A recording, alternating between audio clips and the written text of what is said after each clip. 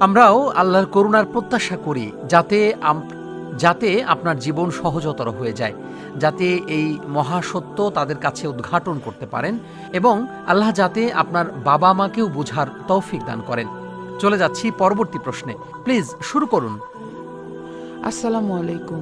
ওয়ালাইকুম আমার আসসালাম। প্রশ্নটি নারী অংশগ্রহণকারীদের পক্ষ থেকে এবং আমি প্রশ্নকারীর নাম উল্লেখ করছি না। আমি তার লিখিত প্রশ্নটি পড়ে শোনাচ্ছি। আসসালামু আলাইকুম। সম্প্রতি আমি তালাকপ্রাপ্ত হয়েছি। আমি এই পরিবারের পেছনে 7 বছরের বেশি সময় ব্যয় করেছি। তো দয়া করে আমাকে কিছু পথ নির্দেশনা দান করুন এবং বিশেষ কিছু উপদেশ দিন যা আমাকে মানসিক প্রশান্তি এবং সহায়তা দান করবে। আমি কোভিড পরবর্তী উপসর্গের কারণে শারীরিকভাবে অসুস্থ এবং মানসিকভাবে খুবই বিপর্যস্ত। আমার জন্য দোয়া করবেন এবং দয়া করে দিক নির্দেশনা দান করুন যে